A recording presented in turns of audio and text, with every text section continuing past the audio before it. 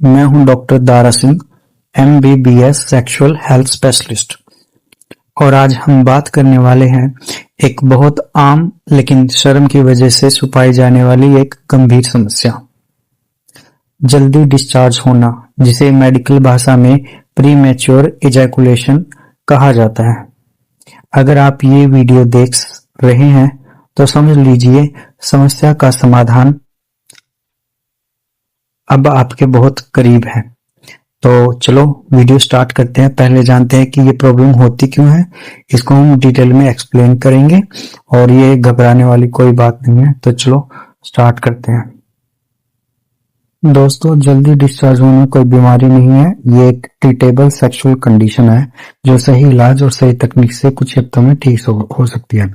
इसमें पुरुष संभोग से 1-2 मिनट के अंदर ही डिस्चार्ज हो जाता है, जिससे ना तो खुद को संतुष्टि मिलती है ना ही उसके पार्टनर को।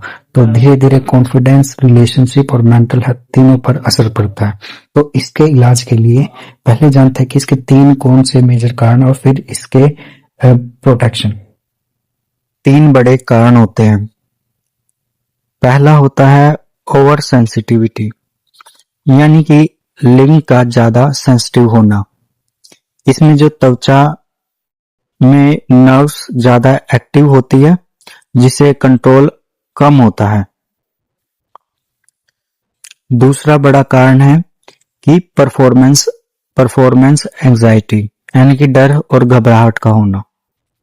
इसमें पहली बार में अगर कुछ गलत हो जाता है तो दिमाग में उसका डर बैठ जाता है और जिससे उस डर और घबराहट के कारण आपका जल्दी ही डिस्चार्ज हो जाता है।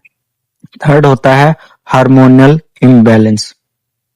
इसमें हार्मोन इम्बैलेंस हो जाते हैं जिससे सेरोटोनिन की कमी होने से शरीर जल्दी ही क्लाइमैक्स की ओर जाने लगता है और हमारी नसें और ज्यादा एक्टिव हो जाती है और डिस्चार्ज होने के बहुत जल्दी ही चांसेस हो जाते हैं।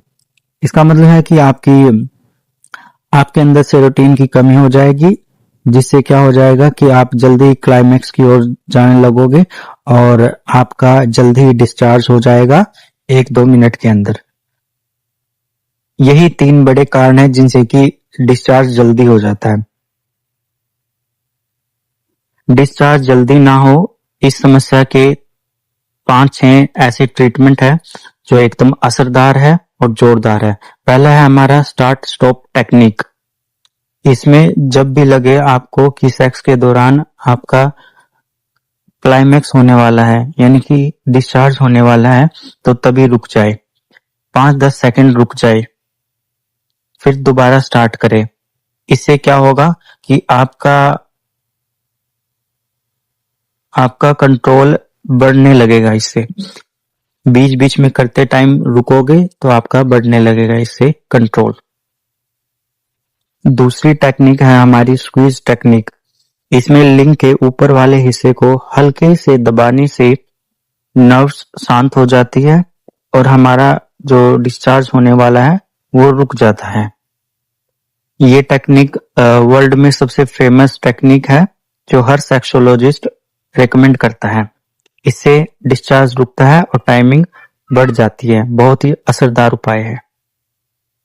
तीसरा उपाय है डिसेंसिटाइजिंग क्रीम एंड स्प्रे।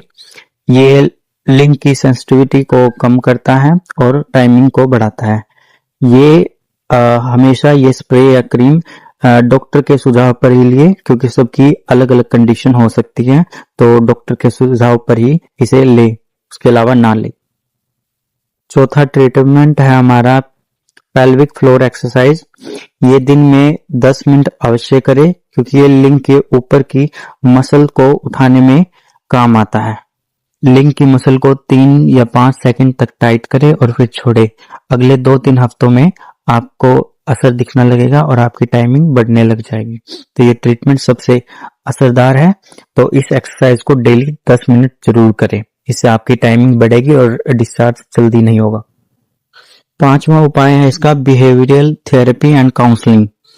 यानी कि अगर ये डिस्चार्ज जल्दी होने की अब समस्या आपकी एंजाइटी से है, तो इसके लिए आपको डॉक्टर से 2-3 सेशन की थेरेपी ले, तो जिससे ये जल्दी बैलेंस हो जाता है, तो आपको एंजाइटी नहीं होगी। 2-3 हफ्ते का 2-3 सेशन ले और ये भी जल्दी आपका ठीक हो जाएगा। इसमें आपका कॉन्फिडेंस बिल्ड होगा, तो आपको एंजाइटी नहीं होगी, जिससे टाइमिंग आपकी लंबे टाइम तक रहेगी। आखिर में आपका आ जाता है कि मेडिसिन। कुछ लोग दवाइयों को ज्यादा रेकमेंड करते हैं, तो मैं आपसे यही कहूंगा कि आप मेडिसिन लो तो अच्छे से डॉक्टर से ही ले, अपना पहला चेकअप कराए तभी ले, उसके अलावा ना ले, क्योंकि सबके शरीर के साथ दवाई अलग अलग रिएक्ट करती है। तो ये बेसिक सी कारण है कि मेडिसिन के लिए आपको आप में जो सेरोटोनिन की कमी हो जाती है उसको बढ़ाने के लिए बहुत सी दवाई आती है, डॉक्टर के सुझाव पे ले, जिससे आपकी डिस्चार्ज की टाइमिंग है उस पर कंट्रोल होगा।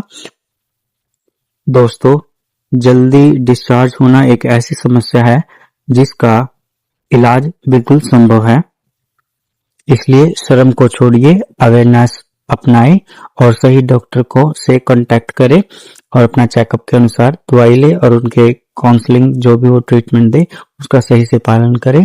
तो यही मेरी एडवाइस है कि घबराए मत, ऐसी समस्या में कभी भी शर्म ना करें और अवेयर रहे। ऐसी इंफॉर्मेशन के लिए हमें फॉलो करें। स्वस्थ रहिए और कॉन्फिडेंट रहिए। धन्यवाद।